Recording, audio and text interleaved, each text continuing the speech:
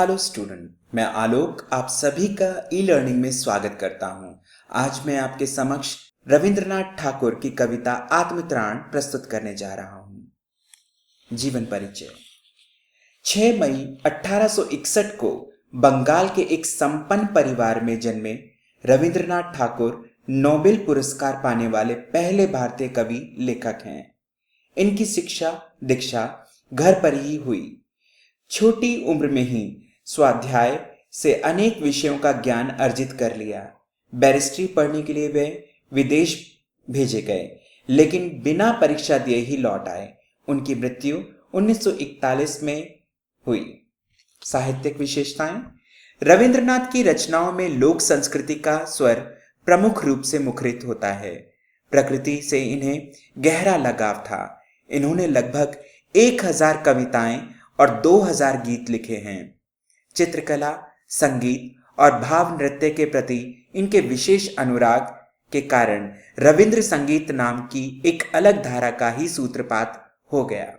इन्होंने शांति निकेतन नाम की एक शैक्षिक और सांस्कृतिक संस्था की स्थापना की। यह अपनी तरह का अनूठा संस्थान माना जाता है। रचनाएं। अपनी काव्य कृति गीतांजलि के लिए नोबेल पुरस्कार से सम्मानित हुए रविंद्रनाथ ठाकुर की अन्य प्रमुख कृतियां हैं नैवेद्य, पूर्वी, बलाका, क्षणिका, चित्र और संध्या गीत, काबुलीवाला और सैकड़ों अन्य कहानियां, उपन्यास, गौरा, घरे बायारे और रविंद्र के निबंध। कविता का संक्षिप्त परिचय। प्रस्तुत कविता में कवि गुरु मानते हैं कि प्रभु में सब कुछ संभव कर देने की सामर्थ्य है। फिर भी वह यह कतई नहीं चाहते कि वही सब कुछ कर दें। कवि कामना करता है कि किसी भी अपवाद विपद में, किसी भी द्वंद्व में सफल होने के लिए संघर्ष वह स्वयं करे, प्रभु को कुछ ना करना पड़े। फिर आखिर वह अपने प्रभु से चाहते क्या हैं? वह प्रभु से शक्ति एवं निर्भयता की कामना करता है। रविंद्रनाथ ठाकुर की प्रस्तुत कविता का बंगला से हिंदी में अनुवाद श्रद्धेय आचार्य हजारी प्रसाद द्विवेदी जी ने किया है। द्विवेदी जी का हिंदी साहित्य को समृद्ध करने में अपूर्व योगदान है। यह अनुवाद बताता है कि अनुवाद कैसे मूल रचना की आत्मा को अक्षुण्ण बनाए रखने में सक्षम है। कविता का सार। आत्मत्राण शीर्षक कविता मूल रूप से बंगला भाषा में रचित है। इसे रविंद्रनाथ ठाकुर ने लिखा है। इसका हिंदी में अनुवाद हजारी प्रसाद द्विवेदी ने किया है। इस कविता में कवि ईश्वर से ऐसी प्रार्थना करता है जो परंपरागत प्रार्थना से सर्वथा भिन्न है। वह हर कदम पर ईश्वर की सहायता नहीं चाहता। वह विपदाओं से संघर्ष करना चाहता है। वह तो केवल इतना चाहता है कि वह कष्टों से भयभीत ना हो। वह दुखों पर विजय प्राप्त करना चाहता है। वह अपने पौरुष पर भरोसा रखता है, उसे हिलने नहीं देना चाहता। वह हानि लाभ की चिंता नहीं करता। उसके मन का बल बना रहना चाहिए। वह प्रतिदिन त्राण करने का इच्छुक नहीं है। वह तो स्वास्थ्य और शक्ति की कामना करता है। वह सुख की घड़ी में भी ईश्वर की याद बनाए रखना चाहता है। वह हर अवस्था में अपने परमात्मा पर विश्वास बनाए रखने का इच्छुक है। वह मन में किसी भी प्रकार का संशय नहीं रखना चाहता। कवि ईश्वर को करुणामय कहकर संबोधित करता है। काव्यांशों की सप्रसंग व्याख्या। विपदाओं से मुझे बचाओ, यह मेरी प्रार्थना नहीं, केवल इतना हो करुणामय। कभी न विपदा मैं पाऊं भय, दुख ताप से व्यथित चित्त को ना दो संतावना ना सही। पर इतना होवे करुणामय, दुख को मैं कर सकूं सदा जय। कोई कहीं सहायक ना मिले, तो अपना बल पौरुष ना हिले। हानि उठाने पड़े जगत में, लाभ अगर वंचना रही, तो भी मन में ना मानुष है। शब्दार्थ। विपदाओं, मुसीबतें। करुणामय, दूसरों पर दया करने वाला। भय, डर। दुख, ताप। व्यथित, दुखी। चित, हृदय। तसल्ली, संतावना।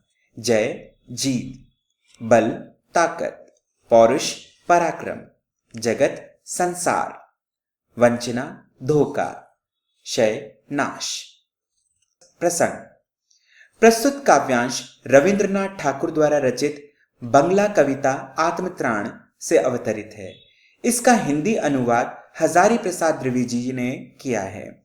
कवि संघर्ष करने की शक्ति चाहता है और अधिक कुछ नहीं।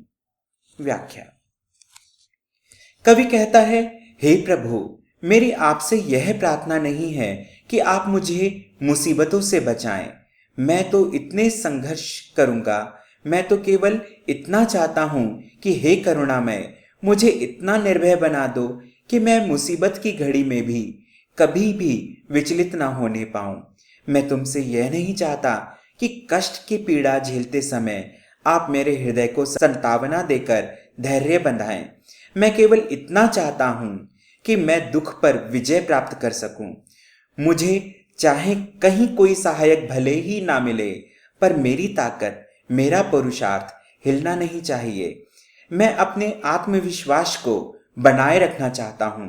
मुझे भले ही किसी काम में हानि उठानी पड़े और मैं लाभ प्राप्त करने से वंचित रह जाऊं, तो भी मेरे मन में नाश या घटने की कोई इच्छा उत्पन्न ना हो जाए। मैं अपने मन की शक्ति का क्षय नहीं होने दूंगा। मेरा त्राण करो अनुदिन, तुम यह मेरी प्रार्थना नहीं, बस इतना होवे करुणामय। तरने की हो शक्ति अनामय, मेरा भार अगर लघु करके ना दो संतावना नहीं सही।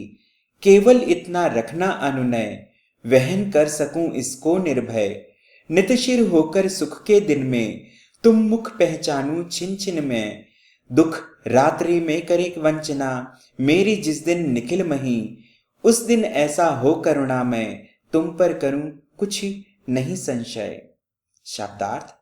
त्राण, भय से छुटकारा, अनुदिन प्रतिदिन, अनामय रोग रहित स्वास्थ्य, भार बोझ, लघु छोटा, संतावना तसल्ली, वहन भार उठाना, निर्भय निडर, नितशिर सिर झुकाकर, दुख रात्रि दुख से भरी रात, वंचना धोखा, निखिल संपूर्ण, मही धरती, संशय शंख शक अर्थात संदेह।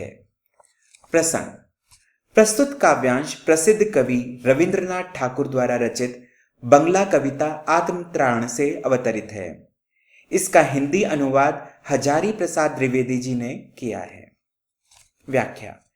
कवि कहता है, हे भगवान, मेरी आपसे यह प्रार्थना कतई नहीं कि आप प्रतिदिन मुझे भय से छुटकारा दिलावें।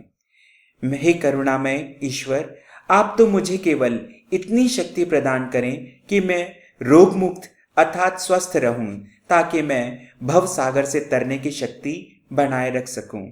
मैं आपसे यह भी कामना नहीं करता कि आप मेरा भार हल्का कर दें और मुझे संतावना प्रदान करें। मैं तो व्यथा के भार को वहन करना अर्थात सहना चाहता हूं। इस घड़ी में मैं निडर बना रहना चाहता हूं। सुख के दिनों में अपना सिर झुकाकर मैं आपको क्षण क्षण पहचानता रहूं। मैं तो आप पर कभी भी संदेह नहीं करना चाहता।